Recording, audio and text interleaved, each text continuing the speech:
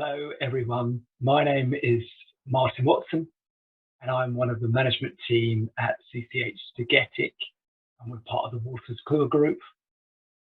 And in the next 10 to 15 minutes, my goal is to engage every one of the 5,500 people that may be watching that I've never met. That's all. So to do that, my plan is to look at some of the aspirations that have brought you to the conference, and then to look at some of the obstacles that stand in your way. So we're all here to try and drive that sustainability agenda through our businesses. And the promises of the conference were to help you cut through some of the noise, to help you reach the outcomes and the values faster, and to do that by providing some practical tips to drive your transformation.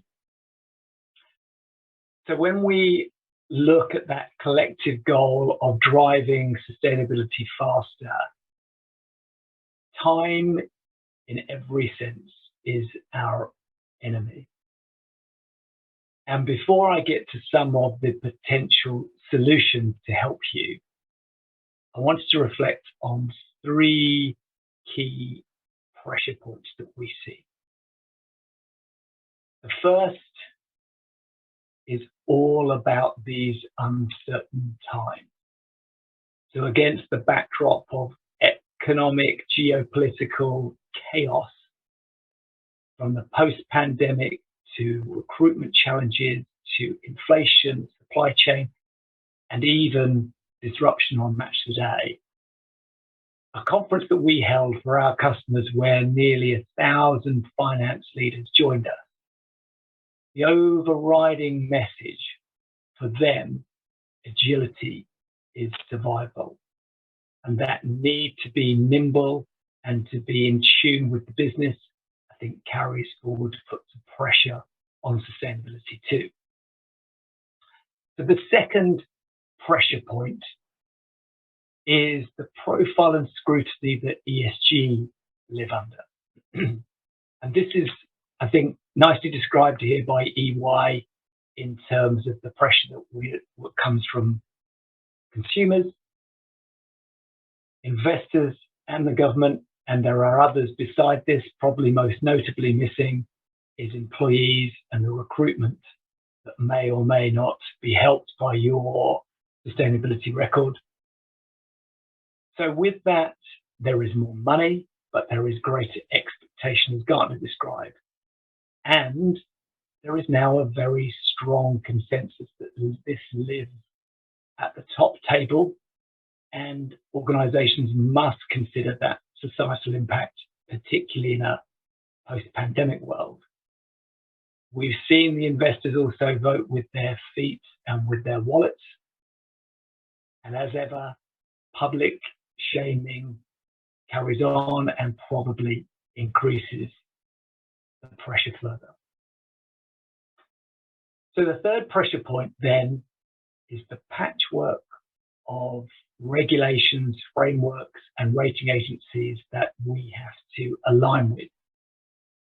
And I think this poses two critical challenges. This is taken from a conversation I had with the Big Four, where they said the rigor and audit that traditionally associated with financial statements is now an ESG reality. And we have seen that probably initially with TCFD, but certainly more now with CSRD.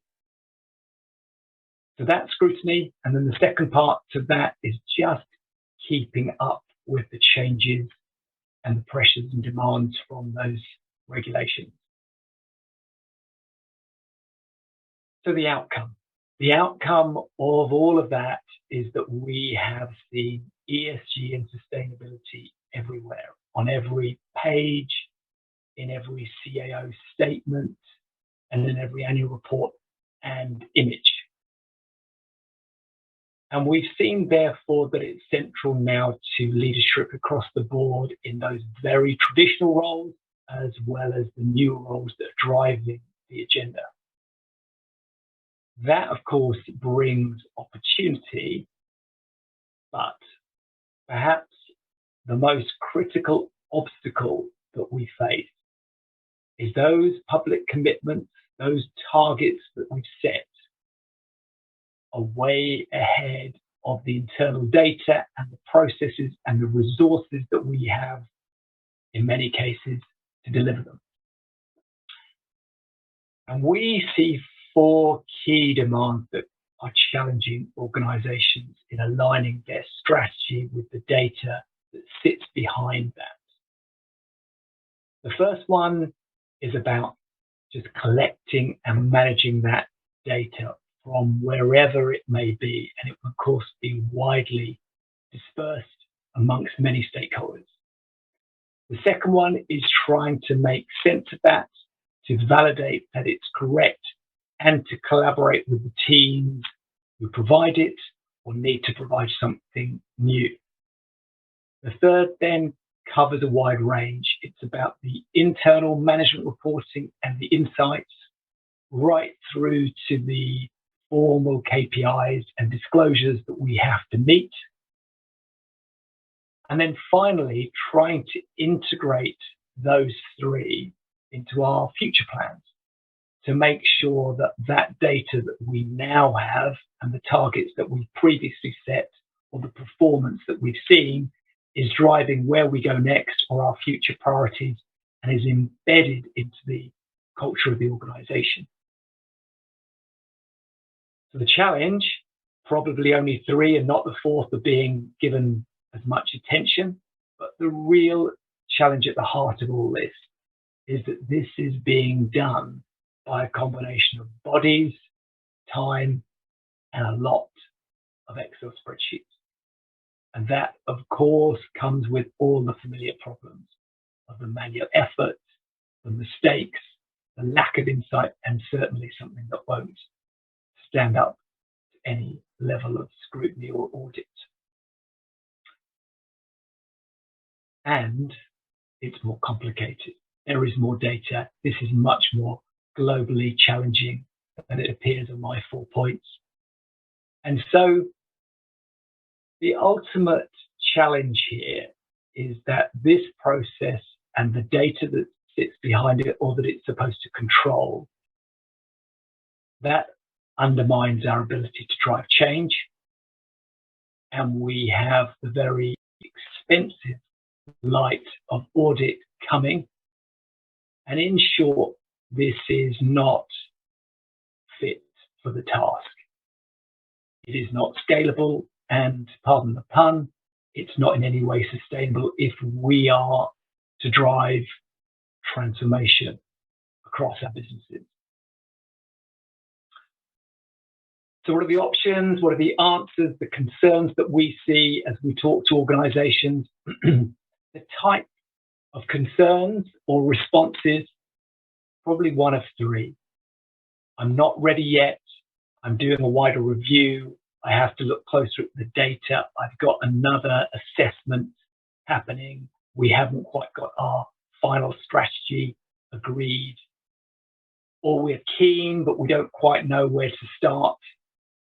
And probably the biggest bucket, we've done things. We've done bits of change. We perhaps use parts of a tool, but we still, from an end-to-end perspective, have a significant amount of Excel and manual work, and we don't really have any insight into the true end-to-end picture or any agility to change the way we work. So the conclusion here is this is a high cost. Whether we are doing very little or we have a patchwork of solutions, as we said on the previous slide, those Excel mountains are getting bigger, as are the mistakes, as is the demand for insight and speed to change our strategy. So when we look at things that need to change or that we need to drive faster, I think it's helpful to kind of reflect on one of those old adages, certainly one that my first boss used to repeat, which is you can't manage or improve or change what you don't measure. And so, in short, you have to start now. Don't wait for perfect. Don't think of perfect data. It's not necessary yet, or perfect process or perfect strategy. Don't let that get in the way of progress. So, if the message is that we must move now, what's the how? What's the answer to this? The good news. The good news is that because of the challenges and struggles of the current process, you have a very good idea of what you want and what you need. In very simple terms, you know that you need greater automation. You need to streamline that process. You need to embed some flexibility, but with strong controls that you can trust the data. You need that data under control so that you can produce the reports. And you need all of this to be open to change so it's future-proof. Beyond that, we know this must be end-to-end. It must bring with it executive support and feed insight. It must integrate our financials along with our sustainability, along with our plans, and a lot of operational detail. It must comply as well as provide that bulletproof audit, tracking the success so we can then drive our priorities and ultimately embed ESG in the culture and in our future vision. And then on top of that, we know we have to deliver it quickly. It must show a good business case. It has to bring the users, the global community with us, and it must be ready and friendly with change. And I would suggest 3 recommendations. The first is, at the very top, the end-to-end view is a must. If you are to be able to drive change, you must be able to see the full picture, from the data right through to the final and future plans. The second is, at the heart of that challenge is a big Excel problem that must be tackled. It has too many knock-on effects, none of which are very good. The third one is really to think about this in terms of performance management. If you own your data, you measure your outcomes, that insight will then help you make better decisions and drive things in the right direction. So what's possible? Well, this is all that we do at CCH Tagetik. So I can confirm you can have a complete end-to-end solution. What do I mean?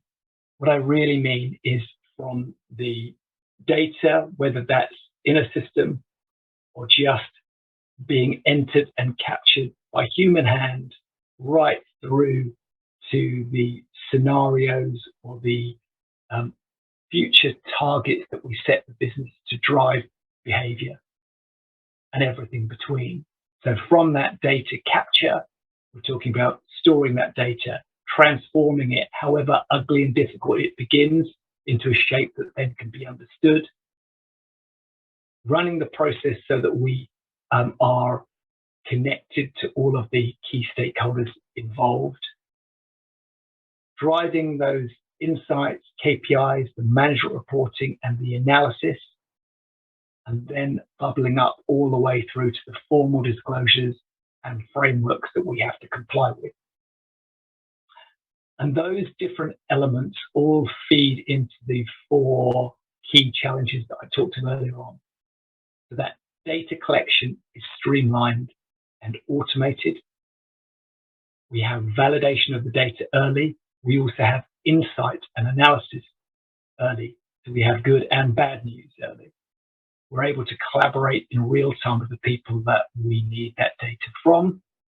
And then, because we're in command of the data, we're able to produce the reports, insights, the disclosures in the shape that is required by the regulators. And finally, look forward. so that we can assess future plans, the financial impact, new initiatives, and even set targets on remuneration to drive the behaviour we want. So the impact of that is that we get the speed because we have the ease and the automation. We have the insight early, but because we have a fingerprint on that data, we can be confident in its integrity. And ultimately, that means we have the knowledge to drive those proper decisions and to steer our strategy, but also to navigate as things inevitably change. So, final thoughts. I hope that I've struck a chord with at least 5,000 of you. Our goal at Tagetik is to provide the best solution for the immediate and the long term. And to conclude, I'd leave you with a handful of thoughts. You can and must accelerate so that you can multiply the impact of your strategy. In order to do that, you must have one end-to-end solution that connects the process, the data, the people, the frameworks, and the future planning. And you have a huge opportunity immediately to address the Excel problem, to remove those risks and those data quality issues. And finally, as you do this, it does mean that you have a solution that is future-proof, that will be able and help you to provide the agility that we spoke about at the very start of the session. So what's next? Well, reach out. Start where you are, and it would be great to have a chat, but don't get stuck trying to solve this on your own. So thank you for all your time. Enjoy the conference.